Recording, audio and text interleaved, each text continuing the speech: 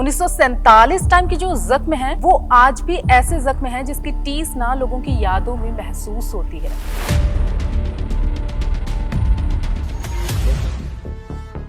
2010 में मैंने ये कहानी सुनी थी और तब मैं चाह रहा था कि ये फिल्म बने, बिकॉज बहुत ही दिल को छुई कहानी है ये। किसी को पता नहीं क्या हो रहा था, लोग इधर से उधर जा रहे थे, इधर से उधर, उनको लग रहा था कि हम घर वापस आए पर आ नहीं पाए। धर्मेंद्र सर को ये मूवी बहुत अच्छी लगी थी। वो आपको वैसे भी आपने बताया था कि कहानियां पहले भी सुन चुके थे। कितने लोगों की फैमिली यहाँ से वहाँ चली गई, वो यहाँ आ गई। जब ऐसी कहानी सुनती है, ऑब्वियसली हमने ये चीजें सुनी हुई हैं। जब हम वो करते हैं कैरेक्टर्स को, देन हम उसे वो रूप सही ढंग से दे सकते। मेरी बॉडी लैंग्वेज, मेरा एक्शन करने का ढंग अलग है। वो एक्शन वाला डुप्लीकेट वैसे कर नहीं पाएगा, उसका अपना होगा। कैसा महसूस करते हैं जब भी आप पंजाब आते हैं? एक अपने आप अंदर एक सुकून सा आ जाता है। जगह देखता हूँ, खेत देखता हूँ और यहाँ की हवा, तो मैं वापस अपने 60s, 70s, 80s के दिनों में चला जाता हूँ, खो जाता हूँ और वो यादें फिर से आ जाती हैं और वो यादें को दोहरा के दिमाग में खुश हो जाता हूँ। Hello and welcome to Punjab Kesari Navodaya Times. मैं हूँ आपके साथ संदेश औलख शर्मा। देखिए, पंजाब की बात करें, दर्द एक अलग महसूस होता है। 1947 के पंजाब की बात करें तो दर्द और ज़्यादा महसूस होता है। उस टाइम की जो ज़ख्म है वो आज भी ऐसे ज़ख्म है जिसकी टीस ना लोगों की यादों में महसूस होती है। उसी दर्द, उसी इतिहास और उसी इंसानियत को लेकर सनी देओल एक बार फिर से बड़े पर्दे पर आए हैं। उसी कहानी को लेकर फिल्म बंटवारा 1947 के साथ। खास बात यह है कि उनका बेटा भी इस फिल्म में उनके साथ है और उससे भी खास बात यह है कि वो पंजाब में है, अमृतसर में है, जहां आकर शायद उनकी जो ये भावनाएं हैं इस फिल्म के साथ जुड़ी हुई वो और ज़्यादा गहरी हो जाएंगी। तो टाइम वेस्ट किए बगैर करते हैं स्वागत सनी देओल और करण देओल का। तो welcome to Punjab Kesari Navodaya Times sir, कैसे हैं आप? बस एकदम बढ़िया। तो सर, सबसे पहले तो मैं ये जानना चाहूँगी कि वो जब बंटवारा हुआ था, वो ऐसा नहीं था कि सिर्फ ज़मीन का बंटवारा था, वो रिश्तों का भी बंटवारा था। उस टाइम को, उस दौर को, उस दर्द को आपने दोबारा से महसूस किया है, उस दौर को जिया है, तो वो कैसी फीलिंग थी? देखिए, कहानी जो है वो एक प्ले है जिसने लाहौर नहीं देखा और जमिया ही नहीं, राइट है। उस प्ले से ये पूरी फिल्म बनी है और राज संतोषी ने उसमें थोड़ी सी मॉडिफिकेशन में थोड़ा सा ऐड ऑन किया है, जैसे मेरे बेटा का कैरेक्टर है और कुछ थोड़ी ऐसी चीज़ें ऐड ऑन की हैं जिसके साथ पूरी फिल्म एक मुकम्मल हो जाती है। जब आप लोग देखोगे तो पता चलेगा। तो ऑब्वियसली ये मैंने कुछ 2010 में मैंने ये कहानी सुनी थी और तब मैं चाह रहा था कि ये फिल्म बने, बिकॉज बहुत ही दिल को छुई कहानी है ये उस वक्त से। लेकिन हम बना नहीं पाए, काफ़ी कारण थे, नहीं हो पाया। पर जब मेरी गदर चल गई उसके बाद फिर चीज़ें बेहतर हो गई और फिर हमें चाहते थे कोई ऐसा प्रोड्यूसर मिले जो इसकी कहानी के साथ जस्टिफाई करे, नहीं तो अक्सर क्या होता है कमर्शियल हो जाती हैं बातें और पिक्चर का असली रूप निकलते रह जाता है।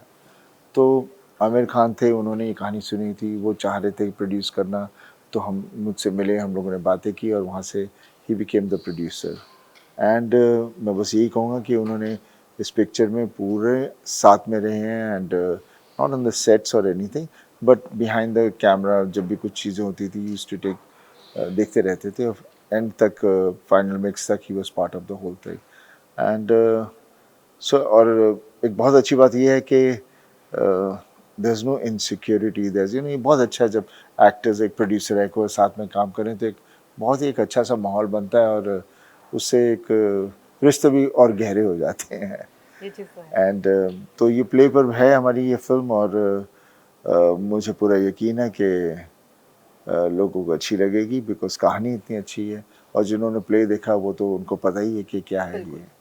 और आज की जनरेशन को के लिए मैं तो बोलूँगा ये देखना इट्स अ मस्ट, बिकॉज हमारे आजकल किताबों में भी, स्कूल में, सिलेबस में इतना ज़्यादा पढ़ाया नहीं जाता, बताया नहीं जाता। बाहर की दुनिया की हिस्ट्री हमें ज़्यादा पता होती है आज के युवकों को। तो आई थिंक ऐसी फिल्में बने और कुछ और इस तरह के टॉपिक्स पे कुछ चीज़ें बने जिससे हम लोग दे सकें कुछ to the society. I think उस पॉइंट ऑफ व्यू से I am very proud, I am very happy कि हमने ये फिल्म की है। इनफैक्ट सर मैं आपसे जानना भी चाहती थी कि आज का जो टाइम है, वैसे पार्टीशन पर बहुत सारी फिल्में बनी हैं, आज के इस दौर में क्या लगता है कि ऐसी बंटवारा जैसी फिल्में बननी ज़्यादा ज़रूरी हैं या ज़्यादा मुश्किल हैं? नहीं बननी, देखिए कहानी कोई अच्छी सी मिल जाए जिसमें इट्स बिकॉज कहानी अक्सर उठती हमारी सोसाइटी से ही हैं, हमारे इर्द गिर्द से कहानियाँ उठती हैं, वहाँ से ही बनती हैं और वहाँ के इंसिडेंट्स को लेके हमारी कहानियों के अंदर फिर वो एक रियलिटी आ जाती है और वो बननी बहुत ज़रूरी है because it's a reflection of our society which needs to, हमारे स्क्रीन पे वही होता है। और इस तरह की फिल्में और बननी चाहिए बिकॉज बीच में दौर आ गया था जहाँ हम इससे दूर चले गए थे और अब फिर से लगता है थोड़ा शुरू हुआ है और मेरा ख्याल है ये सिनेगोस की डिमांड भी रही होगी, तभी चीज़ें थोड़ी बदलती जा रही हैं बिकॉज हमेशा डिमांड पे चीज़ें बदलती हैं, जब उनका टेस्ट बदल जाता है फिर वो कुछ और देखना चाहते हैं। बट आई थिंक इट्स बहुत अच्छा है कि इस तरह का सिनेमा आएगा और आगे हमें भी मौका मिलेगा कुछ इस तरह की बातों को आज की जनरेशन के लिए सामने रखना और उन्हें समझाना। जी, सबसे बड़ी बात तो आज की जनरेशन में करण आपके साथ है मूवी में, तो करण जेनजी का ये आजकल जेनजी बहुत ज़्यादा हो रहा है, वो तो क्लैपिंग भी ऐसे नहीं करते, क्लैपिंग भी ऐसे करते हैं जेनजी ऐसे करते हैं आजकल? ऐसे करते हैं, क्यों? क्लैप क्लैप उनका कुछ है जेनजी का ना। तो जेनजी का जो ये चल रहा है आजकल बहुत, उनके वो कैसे जीते हैं, कैसे क्या करते हैं, वो बहुत ट्रेंड कर रहा है। इस मूवी में आप बहुत पीछे चले गए हो, तो आप जेनजी को इस मूवी के ज़रिए उस वाली सोच को लेकर क्या कहना चाहोगी? देखिए मुझे भी जब ये मैं कैरेक्टर के बारे में रिसर्च, उस ज़माने के बारे में रिसर्च कर रहा था, वो ज़माना बहुत ही जो हुआ था, it was very sad, it was very traumatic, there was a lot of anger, fear, किसी को पता नहीं क्या हो रहा था, लोग इधर से उधर जा रहे थे, इधर से उधर, उनको लग रहा था कि हम घर वापस आए पर आ नहीं पाए। It was very emotionally traumatic time और आई होप कि ये पिक्चर देख के जो मैं सीखा वो भी वो सीख पाए। और देखिए मैं millennial I am a 90s kid, so I 2000 पर बेसिकली बात वही है ना, it's a youth, I mean मैं भी, I mean I am not saying मैं, but I say the youth is something which has to, वो क्या, जैसे मैंने पहले भी एक दफ़ा कहा था कि आज हमारी जो टेक्नोलॉजी है उसमें यूथ की आवाज़ सुनाई देती है, उनकी हरकतें दिखाई देती हैं। बिल्कुल। जब हम थे उस वक्त ये चीज़ें दिखती नहीं थी ना दिखाई जाती थी, पर थी तो ऐसी ही, कुछ बदलाव नहीं था, उस वक्त भी हम ऐसे ही थे। हमारी जो सोच होती थी ये गलत है, ये बिकॉज ये एज इज़ द एज के साथ जब ग्रोथ होती है तो इंसान वैसे ही रहता है, इसलिए चीज़ें वैसे दोहराती रहती हैं, साइकिल की तरह घूमती रहती हैं।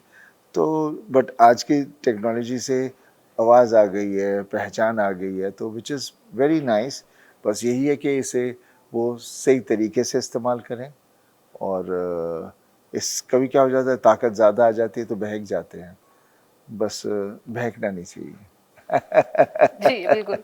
अच्छा सर, जो पता चला है मुझे, प्रिंट के लिए भी मैंने आपसे एक बार बात की थी काफ़ी दिन पहले, तो धर्मेंद्र सर को ये मूवी बहुत अच्छी लगी थी। वो आपको वैसे भी आपने बताया था कि कहानियाँ पहले भी सुन चुके थे, तो आपके घर में ही ये बंटवारे के दौर की कोई ऐसा सीन था करते वक्त जो आपको लगा कि ये तो मैंने पहले सुना हुआ था अपने घर में किसी फैमिली मेम्बर से, कुछ ऐसा हुआ था, कोई ऐसे इमोशंस में बह जाता कि मैं इस किरदार से निकल ही नहीं पाया? देखिए ऐसी जो चीज़ें, मैं ऐसा तो कुछ मैं इतना कह नहीं सकता बिकॉज वो दौर था 70s और 60s का, जो मुझे याद है 60s में, और फिर उस वक्त ऑब्वियसली मैं अपने नान के बहुत जाया करता था, सब जगह पंजाब में बहुत घुमा करते थे, उस वक्त बहुत ज़्यादा था, माहौल भी बहुत अच्छा था, अच्छा लगता था। तो उस वक्त जितने भी हमारे रिश्तेदार होते थे, जहाँ पर भी जाते थे, घर पर भी जब हमारे बुज़ुर्ग थे, बीजी बौजी चाचा जी, सब हम लोग बैठा करते थे, तो आपस में जब बातें होती थी हम एज ए स्मॉल बच्चों की तरह हम सुना करते थे कितनी चीज़ें, और हमें मालूम था एहसास था कि बहुत बुरी चीज़ें हुई थी, बहुत कुछ हुआ था, कितने लोगों की फैमिली यहाँ से वहाँ चली गई, वो यहाँ आ गई, तो इन सब चीज़ों की अवेयरनेस थी, but not the depth of it till I read the, जब मुझे ये कहानी सुनाई। और फिर जब ऐसी कहानी सुनती, ऑब्वियसली हमने ये चीज़ें सुनी हुई हैं, जब हम वो करते हैं कैरेक्टर्स को, देन हम उसे वो रूप सही ढंग से दे सकते हैं, जी उन कैरेक्टर्स को उस तरह से लिव अप कर सकते हैं। और जो इनका कैरेक्टर है मेरे बेटे का, वो भी बेसिकली एक युवक का है जो उस वक्त, what would be your age be in the film, 16 17 और 18 ना, 18 या अराउंड 18, 19 या 17 18 की उम्र टीनेजर का होगा वो उस पीरियड में। और उस वक्त ये घटना होती है जहाँ हमें घर छोड़ के जाना होता है। तो उस वक्त वो यूथ के साथ क्या बीती होगी till the end of the film is the journey which इसके थ्रू बताई गई है, राइट? उसको पता नहीं क्या क्यों हो रहा है, he is trying to find like any youngsters trying to find their way in life and find their place and find their meaning and what they want क्योंकि टू उस टाइम डू। पे इतने शायद समझ Yeah, भी नहीं नहीं होती। उस वक्त तो कुछ पता नहीं होता, बस वो जो ये हुआ तो उसका ऐसा रिएक्शन करना, ऐसा हुआ तो उसका रिएक्शन। तो वो दिस इज समथिंग विच राज ने इसके अंदर ऐड ऑन किया है। तो ये जब देखेंगे तो काफी चीजें समझ में आ ये जाएंगी। ट्रेलर देख अभी के उनके बारे में ज्यादा बात करते हुए जरा फिर वो हो जाता है। बताने वाली बात हाँ, है, बात लेकिन बताने नहीं, वाली ट्रेलर बात हो देख जाती के पता लग रहा है बहुत अच्छा लग रहा है। एक क्वेश्चन में दोनों से है ना, जैसे करण, आप जब सेट पे दोनों साथ में शूटिंग कर रहे थे सर, आपको हमने सर के साथ, आपके ब्रदर के साथ, धर्मेंद्र सर के साथ एक देखा हुआ है ऑन स्क्रीन, वो एक्सपीरियंस कैसा था? और बेटे के साथ स्क्रीन शेयर करने का एक्सपीरियंस आपका कैसा था? फिर आपसे पहले पहले मैं सर से जानती हूँ ये बात। देखिए पता नहीं, मैं शुरू से because being the eldest in the son, तो मैंने कुछ पता बगैर जाने जिम्मेदारियां लेके बैठा हुआ था। पता नहीं था, बड़े भाई की जिम्मेवारी। पता नहीं था कि मैं उस हिसाब से था। लेकिन हाँ, मेरा हमेशा रहा है कि पापा के साथ कोई कुछ हो तो मैं देखता हूँ कि नहीं वो ठीक रहे, बॉब के साथ कुछ हो तो मैं कुछ अपने आप को पता नहीं मैं क्यों, पर मैं हूँ ऐसा, तो उस हिसाब से रहा हमेशा। और जब बारी आई अभी मेरे बेटे के साथ जब काम कर रहा था, तो फिर मैंने अपने बारे में सोचा कि जब मैं था तो मैं अपने आप सब चीज़ें कर रहा था, मैंने कभी किसी को बीच में ज़्यादा दखल होने नहीं दिया। और मैं चाहता हूँ उसी की वजह से मैं ग्रो हुआ, और मैं चाह रहा हूँ कि मेरे बच्चों में भी वो हो कि मैं बीच में ज़्यादा कुछ बोलूँ या करूँ तो मैं इन्हें डर कर मैं शायद गलत बता दूँगा इन पर, ये शायद। और अक्सर क्या हो जाता है जब भी बच्चे को बताया जाए जैसे मुझे कुछ पापा कहेंगे, तो वो एक दवाई बन जाती है, पीनी होती चाहे सही हो, पी नहीं होती है ना। तो वैसे ही फिर मैं भी चाह रहा हूँ कि मैं वो ना करूँ। तो मैंने पूरी कोशिश की है, हमेशा कोशिश करता हूँ कि मैं थोड़ा दूर रहूँ ताकि ये अपना रास्ता ढूंढें। ये अपने आप में जब भी कोई कहानी है तो मतलब आप कहानी सुनो, आपका दिल करता है करनी है करो, मैं उसमें नहीं बोलूँगा बिकॉज मेरा शायद पॉइंट ऑफ व्यू कुछ और हो, और आज की जनरेशन का पॉइंट ऑफ व्यू क्या वो मैं शायद ना उसमें देख पाऊँ। बिल्कुल, ये चीज़ तो है। तो करण, इसी से जुड़ा हुआ मेरा सवाल आपसे है, जब आप सेट पे होते थे सर के साथ, तो आपको क्या शूट करना इजी लगता था कि या वो स्टारडम वाला एक प्रेशर फील होता था कि सनी सर फादर हैं, ऐसा कुछ था? देखो, जब भी हम were father and son in the film only, and when your father is there and you are doing emotional scenes, जब यू लुक इनटू आईज, वो इमोशंस नेचुरली आ जाते थे और मुझे बहुत सपोर्ट करते थे, और सभी भी फिल्में मुझे बहुत सपोर्ट करते थे। राज सर ने मुझे बहुत पुश किया, बहुत सपोर्ट किया, इतना ही कहता ना कि बहुत प्यारा था इनके साथ काम करते हुए। It was a lovely experience. ऐसे कुछ इजी हार्ड नहीं बोलूँगा, क्योंकि at that moment we just becoming that character, reliving that moment, just listening and reacting to each other, and just he being on set to me was very helpful, I would say, and acting opposite him was very helpful. चलो, ये एक अच्छी सी चीज़ है, उसमें सारी feelings है ना, करण ने वो सारी बता दी है, जो बहुत अच्छी चीज़ है। सनी सर, एक चीज़ और पता चली है ना कि आपने स्टंट जो एक्शन सीन्स हैं वो मैक्सिमम आपने खुद किए हैं। मैं एक्शन अक्सर सब अब तक जितना भी मैं कर रहा हूँ खुद ही करता हूँ। कभी कुछ ऐसी चीज़ हो जहाँ पर बहुत ही रिस्की हो तो शायद ना करूँ, बट मोस्टली सब चीज़ें मैं खुद ही करता हूँ, क्योंकि मेरी बॉडी लैंग्वेज, मेरा एक्शन करने का ढंग अलग है। वो एक्शन वाला डुप्लीकेट वैसे कर नहीं पाएगा, उसका अपना होगा। तो मुझे I enjoy doing it, so I do it. और एक वैसे भी ना सर, एक जो आपका फैन बेस है, आपको चाहने वाले हैं, आपको प्यार करने वाले, जो आपको शुरू से देखते आए हैं, आपका वही जो सीन है ना, ऐसे 2.5 किलो का हाथ पड़ेगा तो वही पड़ेगा, कोई मतलब नहीं आ सकता। बेशक 3 किलो वाला आ जाए वो नहीं आ सकता, शायद रिप्लेस नहीं कर सकता आपको बिल्कुल भी। तो मतलब मैक्सिमम आपने टांगा चलाने तक वाले सीन सारे खुद किए काफ़ी, हैं, किसी हाँ, वो ने भी सब नहीं? आई मीन इन सब चीज़ों में कोई मुश्किल की ऐसी कोई बात ही नहीं है। मुझे मुश्किल नहीं लगता। जब मैंने शुरू भी किया था, जब मुझे याद है, जब मेरी पहली फ़िल्म थी बेताब, मुझे कहा गया था तुमने कुछ नहीं करना। उस वक़्त पता ही नहीं था स्टंट क्या होते हैं। मेरे लिए तो स्पोर्ट्स रही है हमेशा। तो तब भी था जब वो बेताब में घोड़े का सीक्वेंस था, जहाँ घोड़े ने बकिंग करनी थी। वो एक्शन वालों से नहीं हो रहा था, डुप्लीकेट से नहीं हो रहा था, कुछ फॉरेन एक्शन कोऑर्डिनेटर से किसी हो नहीं पा रहा था। तो मैंने कहा क्या मैं ट्राई कर सकता हूँ? तो मैं बोला, चढ़ गया। तो मेरे दूसरे जो फाइट मार दूसरा तो कहता है अच्छा तू गिर नहीं गिरा तो मैं बॉम्बे भाग चला जाऊंगा। मतलब मैं गिरूंगा क्यों, मैं बैठ गया हूँ, मैंने तय कर लिया मैंने गिरना नहीं, मैं नहीं गिरूंगा। तो घोड़े पर वो पूरा सीक्वेंस किया। वहाँ से फिर मैं हर चीज़ अपने आप ही करने लग गया। छलांग मार देता था, कुछ भी कर लेता था। मे बी बिकॉज मैं पला ऐसा हूँ, और मैंने स्पोर्ट्स का मुझे शुरू से बचपन से ही रहा है, पढ़ाई की तरफ था ही नहीं ज़्यादा, तो स्पोर्ट्स में ही रहता था। तो it's become like a sports to me. और इसका कोई और रीज़न नहीं है। प्रीति जिंटा के साथ आपने काफ़ी टाइम बाद स्क्रीन शेयर की है। आप पहले भी जब स्क्रीन शेयर किया था वो भी एक अलग ही, आप दोनों को बहुत पसंद किया जा रहा था। अब प्रीति जिंटा जब वापस आए हैं तो इतने सालों के एक गैप के बाद, तो उनके साथ एक्सपीरियंस करने में क्या एक्सपीरियंस था, मतलब काम करने का क्या एक्सपीरियंस था, कुछ चेंजेस आपने फेस किए उनकी? देखिए ऐसा तो कुछ नहीं है, because she is a very lovely girl, I mean very full of life. वो आप कहीं हो तो आपको बोर होने नहीं देगी, बोलती रहेगी, कुछ ना तो कुछ बातें, उसके पास ढेर सारी बातें होती हैं। And as an actress she is a very fine actress and good human being.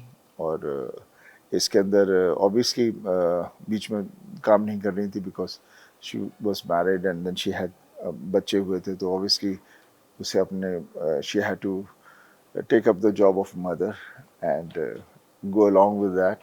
पर जब उन्हें ये स्क्रिप्ट मिली, राज ने उससे बात की, तो शी वॉज एक्साइटेड एंड राज के साथ वो काम भी करना चाहती थी। तो उसी ये सब चीज़ें जोड़कर she said yes to the film, and it was a great pleasure doing this film, because film में एक चेहरा जिसके अंदर एक मुस्कुराहट हो, एक लाइवलीनेस हो, एक ये चेहरा है।